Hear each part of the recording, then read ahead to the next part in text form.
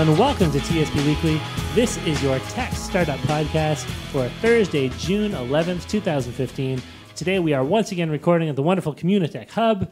We're in the Beam Room today. We're recording later in the day than we usually come. I think Communitech closes at 5 o'clock. We actually are recording at...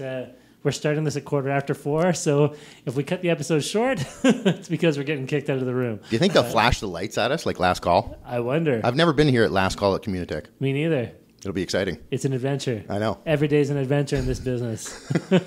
We're not in the Room of Destiny, but we're in the Beam Room. So. The Beam Room. The Beam Room. The Beam Room works. Let's do some introductions. My name is Darren Conley. I'm a local tech entrepreneur here in Kitchener-Waterloo. Joining me, as always, is my wonderful co-host, fellow tech entrepreneur, Stephen Campbell. How are you today, Stephen? I want to be a .io. A .io? Yeah, Stephen.io. You should see if that's available. It might be. Yeah. It might be. .io, so I did some research on that because I didn't know what the heck that was. Input, output? Yes, exactly. Right. And it's billed as the new sort of up-and-coming tech website and startup domain. I've known a bunch of people who have .io sites. I myself use one called Nitrous.io, which is like a cloud-based kind of developer console. I just got a notice from a service internet provider that I can renew my domain that I bought 3 years ago that I have not used yet. Right. And I think I'm going to pass. Yeah, and go for a .io next time. For a .io. Excellent. It's the way of the future, man. Well, let's introduce our guest. Joining us today, we have Mr. Ilya Peskov from Focus21. And I should mention, before we say hi to him, that he was able to come on very short notice. We had a cancellation of our kind of previously booked guest, and Ilya stepped up to the plate, saved the podcast from having a terrible week, and was willing to come and share what he's doing at Focus21. So, Ilya, welcome. Thank you, guys. Yes, our pleasure. I think it might have something to do with the fact that he's won hundreds and hundreds of dollars from both of us at poker. I don't think hundreds and hundreds, bad. Right? Have you won on multiple occasions? Yes. Yes. Really? Both times I finished at the final table, yeah. Wow. I mean, well, last time it was place. you and me, I think, together, yes. right? Yes, So and I've only been there for 2 times. Okay. Yeah, so he's 2 out of 2. Enough. That's not bad. He is a wise man. I think odds are he's going to lose every time from here on out. If I have anything to say about it, but we'll see. We'll see. Anyway, odds are I'm probably going to lose too. Ilya, tell us, what is Focus21? I've read very briefly on your website a little bit about you guys, but fill in our listeners kind of on what you guys do and what you're all about. Well, it's a company. Gotcha. Yep. So the idea was that me and my co-founder, Jeff Armini, who couldn't join us today because he had a migraine and haven't happened for the past 5 years. Weird. I know. This must be hopefully he's fine. We induce this in people before they come on the podcast. Or maybe he's just too scared to do a podcast. Who knows? Fair enough. Darren is wearing his muscle shirt today, so he might have glimpsed him coming out of the parking lot. Yep. So we kind of worked together for the past 5 years, and originally we were focused in the health industry and mostly working with government organizations. Mm-hmm. And last year we decided to regroup and rebrand as well. Okay. And we kind of stepped back and thought, what's the main kind of DNA? What's our main advantage of our team? And we found that we're very, very focused. Like we're very focused. Once we're into something, it's like laser focus. And I believe the focus, that's what makes things work. Sure. That's when the products happen. So that's why it made it all the way through to our name. And when you say team, how many people are we talking about? We're talking right now, I think 7. Okay. We have a couple of people volunteering, so I always forget to count them in. And sure. So it's probably 8. And 21 stands for the 21st century. We decided, no more IE6, IE7, and all technologies, only looking forward. Right. Because if you want to be innovative, you got to be strong and you have to move forward. Sure. So you won't have to change that for, another 100 years? Yeah, and so that's good. We're good for another 100 years. Excellent. So our grandchildren can run Focus 22, 23, etc. Yeah, absolutely. I like those. Those are good, nice, healthy, chunky iterations. Yeah, and well, 20th Century Fox is still 20th Century Fox. I don't think they've changed it. I think they're about to change. Yeah, you think so? Yeah. Maybe they're just Fox now, right? They're not focused enough. Yeah, fair enough. You need focus in the name.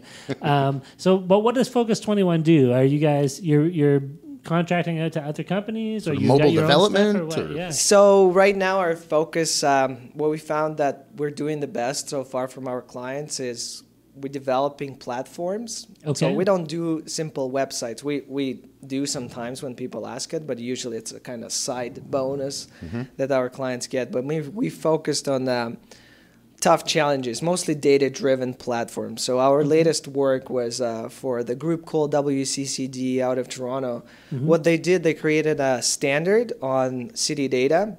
So their vision is, if you truly want to compare cities around the world, like how they're performing in terms of quality of life, financially, health, security, and all that stuff, you need to come up with a standard first. Right. So they came up with a standard, and we helped them to develop a very cutting-edge platform that's available right now at dataforcities.org that will allow you to go in and compare cities worldwide. They're up to 20 cities now, and they're signing 100 more this year. So big data on a municipal level. Yes, And when you say compare cities, like what kind of stuff are you looking at comparing then? So you can compare, there's more than 100 points that you Okay. can compare, and 17 main themes like water waste, security, economy, health, and etc. I know Okay. Guelph was billed as one of the safest cities in Canada and has been for a long time. So they would have to compare that metric with some other cities. Exactly. and- So now you can truly say that because you're according to the standard. Because it was an issue with things like that. Because when cities say such things, they run their own analytics. It might be true, right? But how do you truly know if you don't have the other metrics for the other city? So the vision of this platform, you can truly find, who's performing way better than the other ones. So That just makes to be sense. clear, so you guys built the software that all that data gets thrown into, Yep. and then it can be kind of standardized and compared with one another Yes. in a standardized way, Yes. right? Instead of just being haphazardly published by Yeah, individual yeah, cities and stuff. yeah. Interesting. But so you got to have some buy-in from the cities to say, okay, yes, we'll agree to use everybody's metrics, right? Yes. Instead of their own, because that's much safer and easier for them to say, oh, no, we did some research. Yeah, and there is some resilience across the cities, but most of them are forward thinkers Yeah, because once they they see see it. good in it, right? Yeah. Even if their reports are not that great, but at least they know it's not great and they have something to work from Yeah. and see whether it's getting better in the next year or so. And I That's would awesome. think they would want to legitimately see how they compare Yep. against some of these other places, right? So what I thought was interesting when I looked briefly at kind of what you were doing with this online is that you have cities from so many places around the world that are participating in this. It's not just like 20 cities across, U.S. and Canada. There's like Dubai and, I don't know, cities in India. Like there's a bunch Yep. of places, right? Yeah, so there is Los Angeles and Boston and Dubai and London, UK, and they're in talks of signing Palo Alto, which I think is a great pleasure to have them on board for sure. Cool. So how do you balance, like I know California is going through a huge drought right now. Yeah. So how do you balance that with somebody like over here who we don't have a drought right now? Or Yeah, we're not under water usage restrictions or whatever, yeah. Yeah, I think that's a really good question because Data for Cities is one of our few projects that we're working on currently, and the Focus21 is all about passion and design, because the great products truly happen when passion and design and technology meets together. And also what we found by having many data scientists on board, all this big data buzzword, right? People like big data, but what is the big data? I've only used it once. It's just a lot of data, right? Yes. Right. But data is there to answer questions. Sure. So, and that's what we found we're really, really good at. And to get back to you on your water question is, we actually stumbled into great opportunity with City of Guelph, who are doing very interesting projects. So their idea was, how can we change people's behavior with data?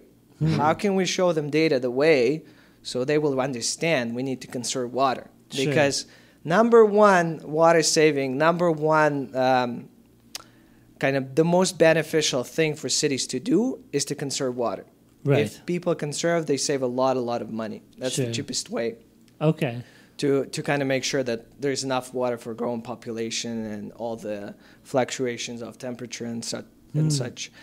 And we thought that's very interesting. We totally can help. We have all the in-house expertise to do such things. And we jumped in and we realized that it's not just Guelph problem. It's a global problem. There's some scalability there. Exactly. And being an entrepreneur, we saw an opportunity there. So we thought, and we were looking always for a great, the reason why I became software developer is I always believed, I don't truly believe in like that much in entertainment apps and all this stuff, even though they get a lot of traction, a lot of funding and things like that. Right. Yeah. I believe in something that truly empowers people in the way, and I see there are some great companies that do truly enrich your life. Like, for example, I don't know, Airbnb, I think is great. Like, I used it many times, and it's a great experience. It's way different from staying at the hotel. So Sure. I totally shared that vision. So we were always looking for some kind of product that would have all these aspects and will allow us to do something good. And we thought, oh, that's cool. Let's look at it from the different angle, how we can scale it, how can other utilities take advantage of that. So what we came up with a product called Watr. Yeah. And because water without an E? Yeah, because it's all about conservation, right? And oxygen was Right. taken. We're Carbon's conserving already been letters done. already. Yeah, you don't even need that E. WATR, right? Exactly. Gotcha. Okay. Funny enough, that's the only letter we could Yeah. take off. Yeah. Otherwise, you don't know what it is. Yeah. Fair enough. Fair enough. So, and we're piloting it with the city of Guelph. And what is this thing? So it will tap into your billing account. So to speak. Yeah, so like you will connect to your account. Tap? No? Oh, yeah, we got yeah. that. That's very nice. Yeah, sorry. That was my turn to make a cheesy joke. I'm sorry. Tap into your billing account. Yes, sorry. And we'll figure out how much water you use on a monthly basis. And think about a fitness app. So the goal is to conserve. So the application will actually educate you on how to conserve the water. Like it is not necessary to water your lawn for 12 times. Three times is enough, and many things like that. Sure. And then we'll set up a goals for you. And Right. if you meet these goals, we will reward you with points. And we're currently engaging local businesses and big brands for to be able to redeem those water points for people. So let me ask you a couple questions about the Watr app then, because I find this very intriguing. And my wife is actually very much on my case to be a better kind of manager of household resources. I like taking long showers, for instance. So first of all, like, is there a piece of hardware that I need to install, like on my water apparatus or anything? No, it's going to be totally connected to the data-driven platform, so your utility. Yeah. So the utility company itself is going to have that data. Yeah. Okay. So we're gonna use this data, but where the magic comes in is that we're developing an algorithms that will quickly put you in your peer group, whether it's neighbors, and you will be always socially nudged to be more conservative. You will always. There's another way to socially nudge Darren to have shorter showers. What's that? But, well, your wife is in control of it. They'd probably be colder showers. Sure. Okay, But, fair enough. Fair enough. Well, that's not an app, I don't believe. But what about things like, as far as I understand it, like the utility company can only tell kind of how much water I'm using. They can't necessarily tell what I'm using it for. Yeah. Maybe Shower there's things versus they can toilet infer. versus teeth. Yeah, that's right. So is there some sort of consumer level app then where I'm putting like how many times I flush the toilet that day, how long I'm in the shower, how long I run the water when I'm brushing my teeth, when we run the dishwasher, or where do those kind of fine levels of data? What level of normalization is this user table going to? So the data that we're getting from City Guelph is very general. It's Sure. just your water usage per your household. Yeah. The thing that you're talking about, we did look into developing a hardware piece for it, and it's somewhere in the near future because we have to first focus on feasibility of this application. But this is a great thing that you're talking about, and my vision is, we can have features to make you enter all these things, but people are lazy. They will not do that. Right. So ideally, There's like a little thing I can attach in the back of my toilet. yes. Please don't. Ideally, it would be something that installed in your home that figures it all out. Sure. But we looked into this, and it's not an easy task, and we don't really focus on hardware development that much lately. Yeah. But it's definitely an opportunity, and we looked into it, and there are smart meters out there that our platform can take advantage of, and we can detect leaks and things like that. Sure. But to detect automatically whether you flush the toilet or not. It sounds almost like an Internet of Things, future smart home. I wonder if you could almost even just have... But I think we'll get there. Maybe this is me giving away $1 million idea, but I wonder if you could have like some sort of like just a tiny sensor that you could just stick on the outside of your toilet or something that acoustically can detect like how many flushes, right? Or something. Let's go raise funds. Yeah. I think it's amazing. We'll like build the smart home of the future. You can just ask the elephant, like in the Flintstones. Yes. There you go. There you go. How many times have they pulled your tail? Now, listen, before we get too much deeper, I think we should throw in our sponsor spot here. So we are sponsored by Igloo Software, and it looks like we might have another sponsor coming in on the horizon. We won't say anything more about that yet. Still talking. But anticipate more commercials, potentially. We'll say that. But in the meantime, check out this little spot about Igloo, talking about what it's like to work for Igloo Software. Maybe if you're out there and you got some software development skills, you might be interested in checking them out too. So we'll see you on the other side. Every week we're adding 2 new people. We got all sorts of fun activities on the go. We also put a bunch of really neat incentives in place. I mean, we get beer every other Friday. There's nothing wrong with that. At Igloo, if you have a great idea and we think it'll work, we'll run with it. Our culture is all about team. There's no hierarchy. We're very flat. And it doesn't matter that you just graduate. If you have a great idea, we're going to implement it. I tell anybody who wants to come, if you're looking for a job, don't work at Igloo. If you're looking for a career, then come to Igloo. So free beer always sounds good. That's probably my favorite part of the ad is the free beer part, actually. I like that part. So welcome back, everybody. Hope you enjoyed the commercial. And we are still here with Mr. Ilya... Oh, see, now I've lost my paper. Ilya Peskov. Less accent the second time. Did I say it with the accent the first time? A little bit. Ilya Peskov. I like to sound exotic sometimes. It was very nicely done. Thank you, man. I got a little thrill out of the back of my hairs on the back of my neck stood up. Perfect. Ilya, as we mentioned earlier, is poker champion of our 2 tournaments that he's participated in with us. Yep. As well as... Now, we didn't say what your actual title was at Focus21. What are you? I am president and CTO. All right. Although, I like to think of myself as I'm in client service. Okay. Do you guys? I assume our listeners it's all know about client service. Who Alan Corey is, and once he told me that story that they were arguing about the titles and all that stuff, and he went to the copy room and said, "Print everybody.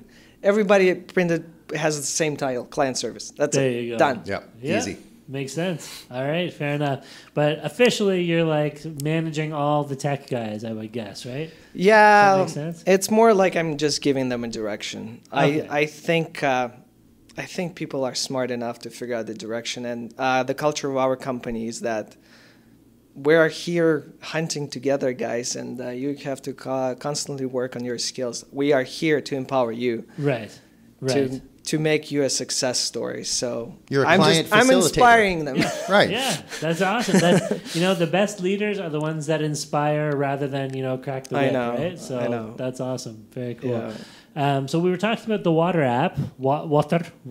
You got to leave out the E. There it is. There's those goosebumps again. That's right. So where are you in the development of this app? Like, is this something that we can go and start checking out right now? Not right now. It's going to be available probably late fall. Okay. Developers and actually... only in Guelph? Only people who get their water We're from Guelph? piloting it in Guelph, but we're in talks with Ontario Clean Water Association, Waterloo Region, and we're having a meeting with Ministry of Environment tomorrow. Oh, wow. So hopefully, we're going to have more pilot cities because we truly want to see the change. Sure.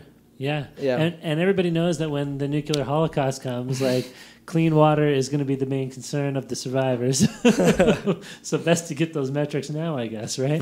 Yes. I don't know where that came from. Yeah, I was wondering if you were transitioning to something there, or... Let's talk about I don't think people will be concerned about apps. Quick, what's my water footprint? That's right. Oh, I'm down 4%. I get 900 points this week.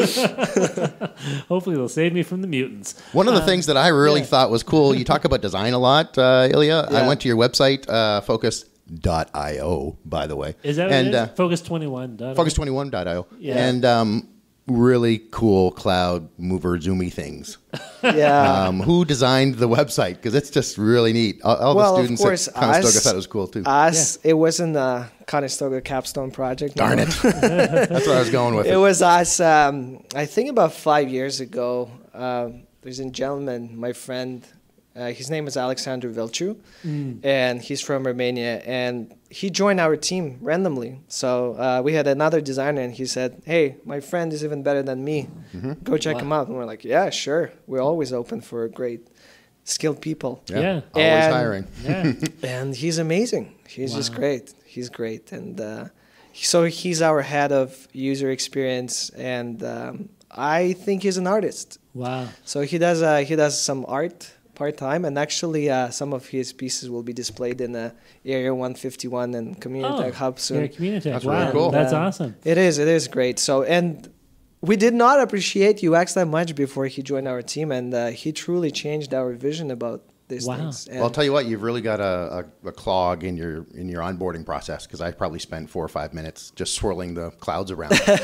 So that's great. No, but it's really cool, and it was one of those things where you pull other people over, like, you have to look at this. Yeah. And then the story comes out, right? Yeah. They're like, Yeah. wow. Then after a couple minutes, they're like, let me try. And then it's, what is this, right? Yes. So it really, a the good UX hook. and UI, oh yeah, Yeah. it was well Thank done. you. Now, I Thank read you, an guys. interview, I think that you sent me, an article that you sent me before we did this podcast, where, if I remember correctly, you mentioned in the interview how design was a big part of the focus of Focus21. Yeah. Which is interesting, because a lot of the companies that you kind of associate with dealing with big data and creating data platforms, you don't think of them necessarily as being too involved in design as a high priority, right? Like, I've often found the people who can crunch the big numbers are the ones that, everything just looks like a command line kind of thing, and the people who make things look pretty are the people who are off building, mobile games and stuff. But, I thought it was an Yes, interesting comment. I see your point. No, it's a great point, and this is what we think we're really good at too. Is that, you mentioned big data, crunching numbers, but all the big data, all these things they have to answer really simple questions. They're just there, and design is there to truly do this knowledge transfer from numbers into something visual and something that you can understand within 1 or 2 seconds. If you don't understand, if you have to engage your brain, then we did a bad job, or somebody did a bad job, right? Right, yeah. Because we are visual, and the ultimate goal, like for example with our Data for Cities project, is just simply ask, what's the safest city in the world? Right. Things like that. What's the greenest city in the world? Yeah. And that's a simple answer, but Guelph both It's- times, I think, right? of course. There you go. and design that makes this trend. It's funny that you mentioned that, because we did one exercise for Township of Woolwich where we kind of just looked at their site and found the only open data piece was their budget. Right. And we ran some analysis internally, visualize it. We just visualize this as a bubble, so it's really easy to see, right? The Yeah. area of the bubble represents the budget. And you kind of go see, okay, the expenditures are just going up. Right. And it gives you the story, okay, taxes going up, cities probably charging more and more. But this is where the data science comes into play, that purely displaying data without understanding what it means can lead to very different stories. So what our data scientists did is that they mixed this data with population growth. Okay. And then we saw a completely different story. The bubbles actually were aligning properly. Like it was related to the population growth. So actually city is doing an amazing job. Yeah. And the visualization of it does tell a completely different story. Yeah, when I played SimCity 2000, I always put water in before electricity. So the people would come. Yeah. They'd move in quickly. That's how it really works in the real world. That's right. That's right. If it doesn't work like SimCity, then it's very disappointing. Then something's wrong with the world, not SimCity.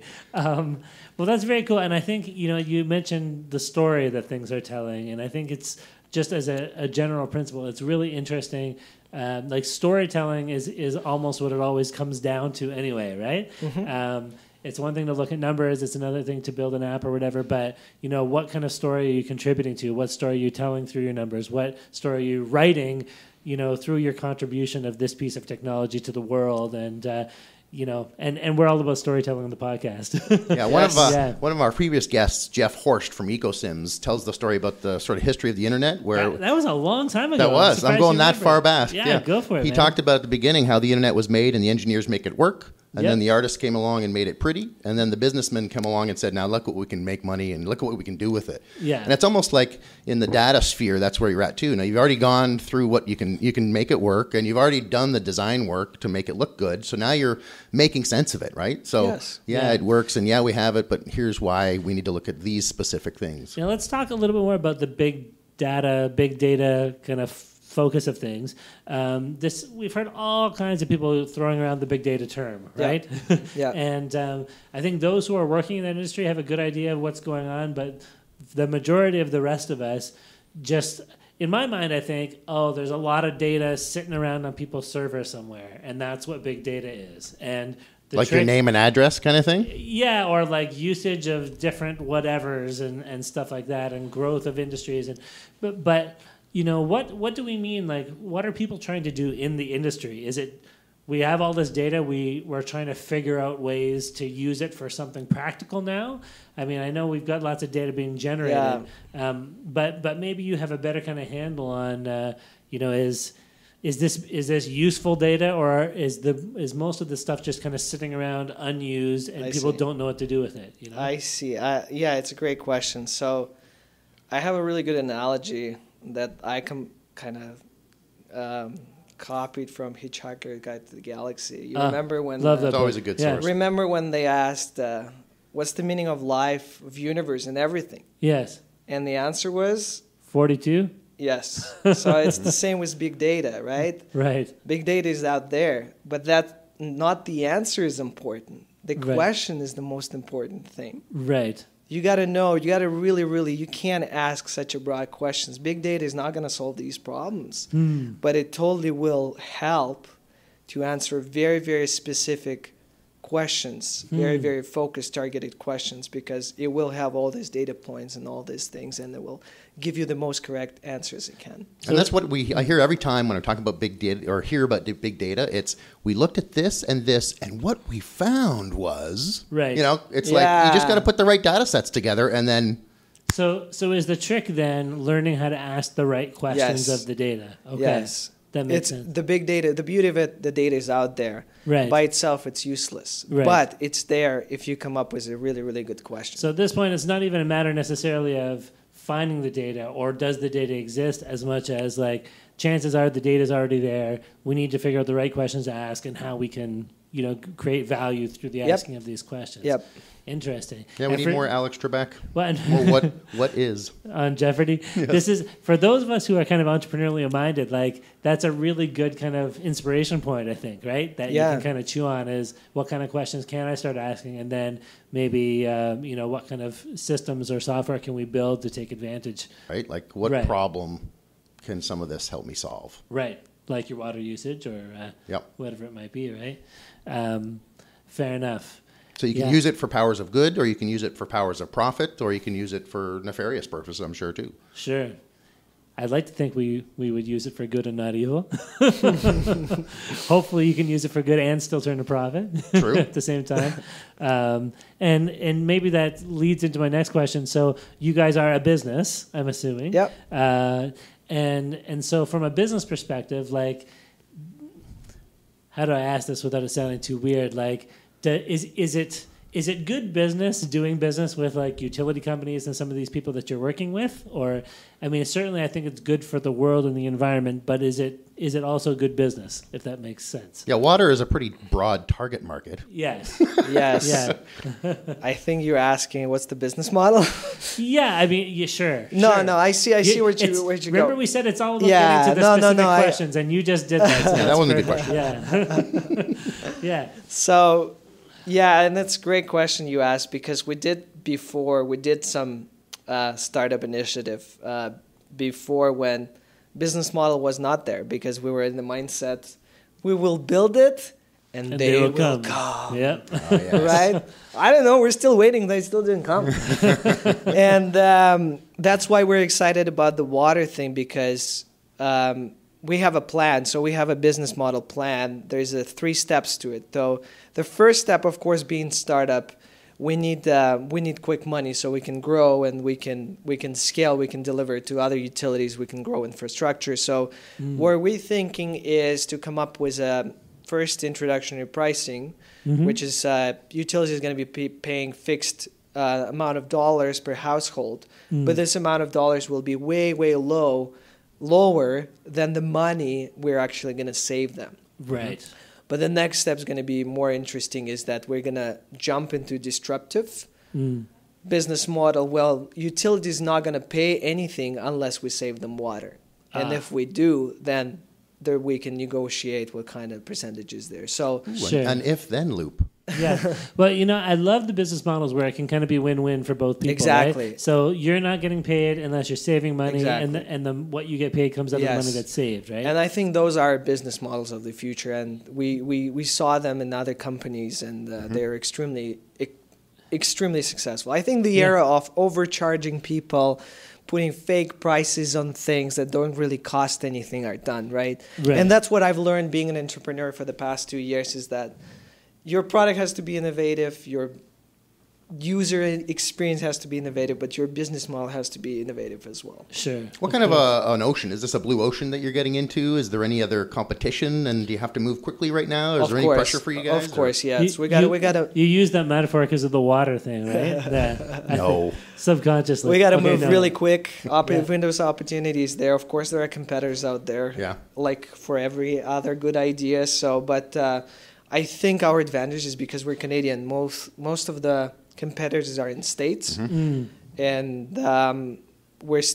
utilities still don't trust U.S. enough to host data servers on U.S. soil. So we have advantage in this space, and of course we're local. I'm all about being local and growing Silicon Valley here, and I think that's a great synergy between utilities and local startups and entrepreneurs. I think we should do more of these things. I think absolutely. Yeah, and I think like most of the cities and companies out there, the majority is resilient, but there's still percent of early adopters, and I think my advice to other entrepreneurs to keep looking for them. They're out there, because Guelph been great to us. Like without them, we couldn't get this first push, and actually we were approved for OCE funding just yesterday. Wow. Congratulations. So, and without a Guelph, we wouldn't be there. Yeah, absolutely. So now we have to work hard and make it quick. So what's on the future then? Is the team going to bring on another project on top of Watr? Are you going to finish Watr? Are you looking for funding on top of the OCE? Right now we're seeking for funding, so we're looking for local investors, trying to engage local angel groups, because again, I love Alan Corey, and he taught me it might be a really, really good experience. We've never done investment before. Right. We're kind of bootstrapping, but what we found is that bootstrapping takes a lot of energy and a lot of time, and the product development goes way slower if you have the funds just to focus on that. So we are currently seeking for any opportunities out there to kind of accelerate this thing as fast as we can. Maybe a G10 pitch in the future or something? Yeah. All right, and I think we do have some people in the VC world of things that are listening to this podcast on some drink water basis. Oh, hi guys! This is a supply message. Invest in us. There you go. Perfect. Awesome. I wanted to ask. I know we were just talking about the future, but maybe just quickly a little bit about the past as well. So Ilya, you say Focus21 has been around for a few years now. You said you've been an entrepreneur for 2 years. Yeah. Where did you come from before that? You did some computer science work or something? Yeah, I immigrated to this country 10 years ago. Okay. And how old were you at that point? 10 years, 20 years. You were 7. Okay, so university age? Yeah. Okay. I was just finishing 4th year of university back in Russia, and I just came. My cousin picked a software engineering technology program for me at Conestoga, and I'm very, very happy she did that. Sure. She did an amazing research, because I do still believe it's one of the best in town. Were you studying similar stuff in Russia before you came over? Yeah, I was in radio technology. I didn't like it that much as software development, so I switched to software development, and I've been to Conestoga College for about 4 years. Okay. And then started to work as a co-op student for my co-founder who's not here today, Jeff Armini. Okay. And what was he doing at the time? So he had his own company called Intelligent Health Solutions. Okay. And he was more focusing on innovative projects in health and outbreak management investigation. And we actually did a couple interesting big data projects for Public Health Agency of Canada. One of them was we were using the sales data of like from drugstores and things like that. Yeah. And based on certain drugs, you can tell whether the outbreak is happening because, more people getting cold, more people buying cough medicine. Sure. Right. So, and we were very successful with that. We were able to detect the outbreak down to FSA levels. So, wow, amazing. Yeah, so I work with them, and is that when he got his nickname Sir Levenshire Popperwill of Lazenby Manor? Yeah. He's also known as the Desolate One. Oh, really? Yeah, I think I like Sir Levenshire better. Sure. Than the Desolate One. Fair enough. That's just me, though. Or you can call him Eugene, apparently. All right. Yeah, he's very approachable. I haven't met him, but I'm looking forward to it. To talk about those things. Fair enough. So yeah, thanks for my Russian gods. I met him, and he influenced my life. He's the most hardworking guy I've ever seen. Wow. And you guys must have had a good connection if you're still working together all these years later. And he has an Italian background. I have Russians, and there's a lot of emotions going on. And I think it's great. It's great. He certainly worked hard on his nicknames. Never settle. Yeah. We're not calm people. No, we're pretty passionate. And I think it's a great asset for entrepreneurs. Sure. It astounds me, every time I hear these stories of people meeting co-founders and how just kind of random it is a lot of times, it is. Right? You do a co-op here, or you bump into each other at like a social event, or just start talking. And I think it's a great lesson for, people, once again, aspiring entrepreneurs who are out there trying to figure out, how can I meet some people and form a good team? Like, you just got to get involved in as much as possible, get out and shake as many hands as possible, play poker with people, and maybe you'll end up on TSP Weekly too. Yeah, that's right. If you're ambitious enough and work hard, maybe you'll end up on TSP Weekly. Carpe diem the YOLO. Very cool. So you're working with I've forgotten his name now. Jeff Armin. Eugene. Right? And at some point you guys decided let's go into business together? Yeah. He offered me, and I think he appreciated all the hard work I was doing for him in the previous companies, and I think he saw the spark, potential. And he enabled me. So I'm really, really thankful for that. And so is he, I would imagine. I think he's seeing that his seed is growing. Yeah. I believe so. So I'd like to think so, because otherwise we're all about bringing value for each other. So Sure. And I understand you do some teaching as well, besides yes, recently I was given an opportunity to finally give back to community, and I'm teaching part-time right now entrepreneurship and operating system, as well as I'm mentoring some of the co-op students for newcomers. And I think it's a great opportunity for me, because I truly, I'm a newcomer myself, so I know what kind of problems they're facing, and because I'm really fresh, and I tell them all the honest things about the entrepreneurship. And sure. Actually, we're going to the field trip next week to see Eric from Pebble. He's coming to give a speech in the University of Waterloo. Neat. And it aligned that our class is on the exact same time. So I said, guys, it's a great opportunity to hear another very inspiring story about the local entrepreneur. That's really neat. And I think that's awesome that you came, you went to Conestoga College, now you're doing teaching at Conestoga College, helping people through the same process that you yourself went through. Yes. It's a really nice kind of bookend to the other side of your story, right? I really hope I do bring a lot of value for our students. So. Absolutely. Yeah, as a student, awesome. I'm excited to see you as part of the IT silo at Conestoga, because I think there's a great opportunity for some new blood there. And I you're a smart totally guy, believe so welcome aboard. Yeah, absolutely. Most success. Very cool. Well, I think we had just enough time to move into the lightning round. I'm not doing it anymore. It's thunder. I've got the thunder round. It doesn't sound. Oh my God! Did you see that? We've got to download like a free sound effect somewhere and throw that in. Yeah, we're shopping around for new sound effects. I'll put that on my to-do list for this week. If you're listening and you heard a sound effect there, I got around to it. If you didn't hear anything, I completely forgot. I hope it wasn't flatulence.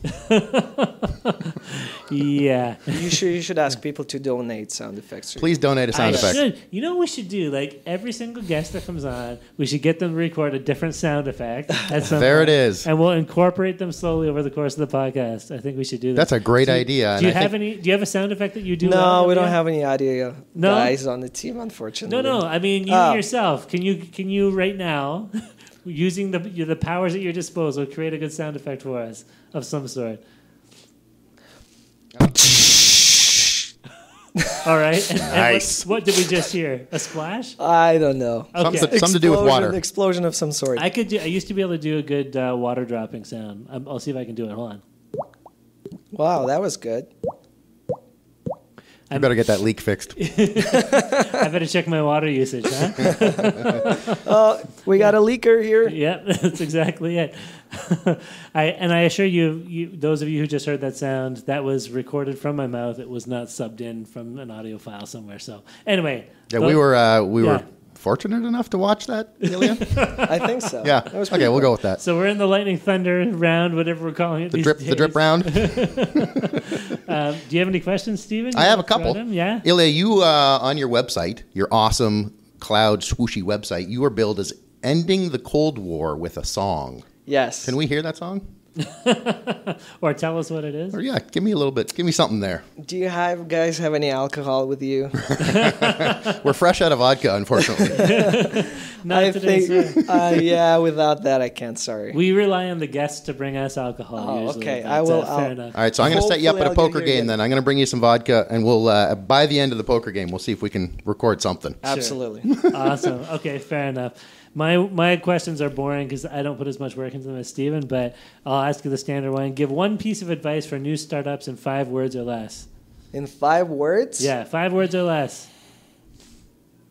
Lose your fear. All right. Ooh, nice. You got 2 words back, bro. Yeah. The next guest can use 7 words. Perfect. How's that? We'll bank them. Lose fear. Even better. Giving back. You're always giving back to the community. I like that. I don't think it can't be shortened any further unless you turn it into just lose or just fear. And both and you don't want either of those. So lose fear. Okay, that's good. So I'm going to do a quick poker question. You're going all in. Would you rather have 2 queens or ace king? Huh. That's a good one. I'm looking for some insight. Do you know the odds on that? How many players I'm playing against? I don't know. I don't know what the pot is or what position the ante is. I know I'm wearing an awesome shirt though and sunglasses. You're on the button. You're the first to act. Nobody else has raised yet. You got to go all in because you're short stacked. Well, you don't have to. Hey, it's my question. Oh, fair enough. Short stack. So what would you rather have? You got to go all in. It's all ace king, or you want the pair of queens? I think if I'm a short stack and I'm first to act, it wouldn't really matter. Right. I think they both have good chances of hitting it. Sure. Darren, what do you think? If I would call somebody all in, like if somebody called, I would feel more comfortable with pocket queens. Yeah. So if you were calling the short stack, then you would. I think I'd rather have pocket queens too. I think pocket queens are slightly favored over ace. Well, that's king 1 in the hand way. instead of 2 in the bush, right? Right. I think so. I could be wrong, but yeah. Okay, your question, Darren. Yeah, my question. My next question is: are you Mac, PC, or Linux? I used to be a PC user all my life. Right. Because PC is extremely popular in Russia. Never heard what the hell Mac is back then. I guess it comes back the history that Mac was never that open as PC, right? And it was pretty expensive for Russian people back then, so it didn't really take off. Right. And also, I think a lot of it was culture of tinkering with things and like that. So I was a PC user, never seen anything before. Came to this country, heard about this Mac thing, was curious, heard a bunch of bad stuff about it, and I decided, okay, well, it's just a trend, culture, whatever. Not going to look at it. But one day, decided to switch my phones. And I always loved Nokia before, and went to the store. You know what? I'm that kind of person. I take other people's information, but I still like to kind of see it for myself. Sure. Because we all different. We have different perspective on different things. So, you know what? I'm going to jump in the Mac world. I'm going to experience it. Let's see what it's all about. And I bought iPhone 3GS. Okay. And it was just amazing. Like, okay. and I think that Come on, Darren. It was amazing. No. You're okay. It really didn't sound supportive there. So, that's cool. I'm an Android user myself. Yeah, I had one of those. For me, that was amazing. It was art. It was a piece of art. It wasn't design, baby. Yeah, it was not a software anymore, and actually gave me an extra fuel of inspiration to keep being in the software, in the technology industry, because you truly can do great things with this thing. So bought my iPhone, and loved it as a phone, and I thought, I should probably get a Mac. So got a Mac and experienced.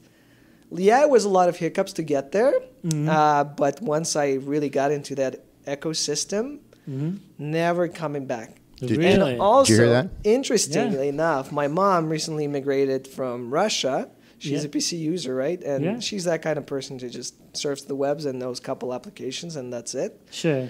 So I got I'm like, Mom, do you mind me buying you a Mac? Yeah, you gotta learn a little bit how to do things new way, but trust me, you're gonna like it. She's like, yeah, sure, I don't care. As long as it has internet, that's fine. I'm like, oh yeah, it does it. And with PC, every weekend I'm fixing her computer. Sure. Because she's not really advanced user. Sure. With Mac, I've never heard any complaints for the past 2 years. Wow. So. All right. Yes. That's a good testimony for Apple. We should probably sell his testimony to Apple to use for the promotions. That was nice. I think. Yeah, that was great. Nice. Yeah. Perfect. And since we own all the content on the podcast, it's ours to profit from. I'm just kidding. Okay. Go ahead, Stephen. How many languages do you speak other than English? Russian, I assume. Russian, yeah. So can you... is that all? Just the two? Yeah. That's enough. I used to speak a little bit of German, but... Ooh, das ist gut. Yeah. Can you for our Russian listeners, tell them to listen to the Tech Startup podcast, because it talks about Waterloo, Ontario's startups. What's that sound like in Russian? Здравствуйте, дорогие слушатели в России. С вами Ilya Peskov, и передаем привет из Китченера, Онтарио, Канада. С вами TSP Weekly. Спасибо вам за то, что вы слушаете. Особый привет моим друзьям Анатолию Крупину, Тимуру Газиевому и всем другим радиослушателям, бабушке, маме и папе. Well said, my friend. Wow. The grammar was a little bit off right in the middle there, but I'm not going to correct it or anything. I thought it sounded great, personally. Wow, that was awesome. Oh, that's the goosebumps great. Are back again. Wow, so cool. Here's a question just off the top of my head. Now, you might not know this, but I spent a good chunk of my life teaching English to newcomers to Canada. Oh, really? This was one of my past life occupations. Conestoga? Yep. No, at Brock University, actually, in St. Catharines. So what was... first of all, did you speak much English before you came? No, I actually took one of your colleagues courses. Probably was teaching me English. At Brock? No, not in Brock. I went to Conestoga. I thought Conestoga, right. What did you find was one of the more difficult things to learn in English when you first arrived here? Either a grammar thing or a word or a phrase or something that... Well, obviously, I think the most complex things are grammar, obviously, and some words that we share in Russian language as well. So your brain just pushes you the Russian pronunciation and you know the word, but like manager or something like that used in Russian too, and you're adding all the Russian spin on it. That was hard. So what's a really okay? Go ahead. Sorry. Another thing I was kind of realized, but I think it's quite a bit happening in Russian too, is to truly realize the context. And because you guys don't have feminine and masculine, it's really hard to figure out whether the friend is male or female, right? And there was a lot of confusion at the start. Right. Sure. My friend, right? Yeah. It's like the dude. Is it girl? Right. Yeah. Your English is very good. So, thank you. It's great. It's not that great, but thank you guys. But what's a word? Let me ask you just as a follow-up. What's an English word that would be very difficult for a Russian person to pronounce, would you say? Fold. You think? That's a good one. All the long words. Okay. There's no sound hard. or certain letters that are just really V difficult. is hard because you're trying to overpronounce it, and it's the same as in Russian. Okay. Yeah. Fair enough. And can you give us a Russian word that's really hard for English speakers to say properly? Sirenevinki. Say again? I'm going to try I think I accomplished my Sirenevinki. Sirenevinki. Yeah, close. Close? Yeah. All right. I always like to give it a shot. Nice try. Yeah. That's good. Cool. Okay. So here's my final question. Yes, so going back to Focus21, you guys are in a growth stage. You've been funded by me. Yes. Who are you going to hire? Who are your top 3 employees that you need to bring you guys to the next level of entrepreneurship nirvana? We truly need a marketing and salesperson. I'm coming from software background. Jeff has a statistician, and he's a PhD in veterinary. For us, it's a little bit hard to sell. And the hard part is taking rejections. Sure. Being an entrepreneur, being passionate, being a fighter, fighting for your ideas, you can't just easily say, no, your idea is stupid. Right. It's hard to hear. Well, I'm sorry, I just invested 7 years of my life in it. It is hard to hear that. So I found myself, it's really hard to understand, rejections are part of entrepreneurship. You can't divide this. So don't take it personally, right? I would say marketing and sales people for sure. Okay. Yes. So you got 3 spots. So you're going to double down there and go 2 out of the 3 there, maybe? No, I believe it's always better when having people focused on one thing. Okay. So it'll probably be marketing, sales.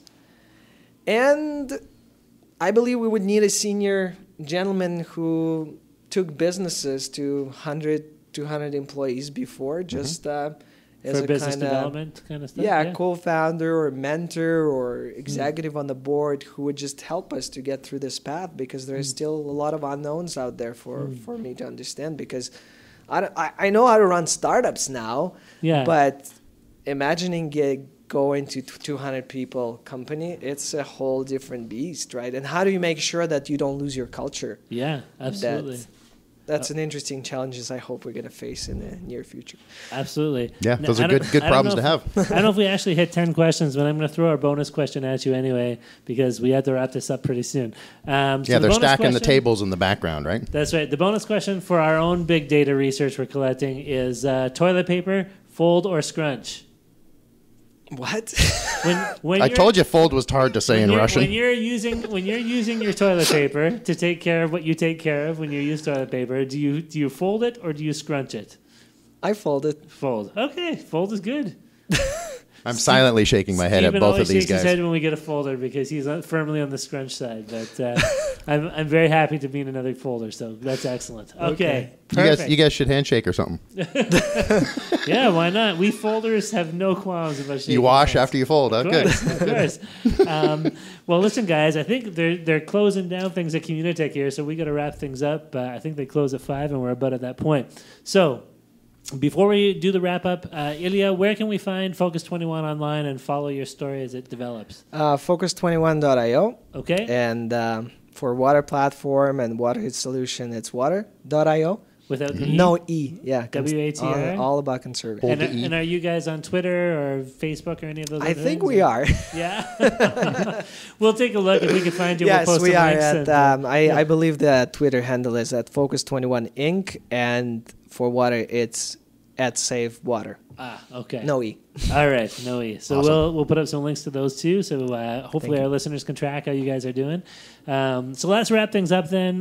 So we want to throw out a special thanks to our guest Ilya Peskov from Focus21 for coming on the show. Thank you. Woo! Thank you, guys. Nice. Awesome. Thank you to Communitech for letting us record in their wonderful space here once again. And thanks to you, our listeners, for joining us on another episode of TSP Weekly. Please feel free to send us your comments, questions, criticisms, feedback. Our email address is feedback@tspweekly.com, or you can send us a message on Twitter. Our Twitter handle is @TSPWeekly. So from myself, Darren Conley, my co-host Stephen Campbell, and our guest Ilya Peskov, thank you very much for joining us today, and we'll see you all next week. And I'm going to win at the next TSP Weekly poker tournament. We'll see about that. We'll see.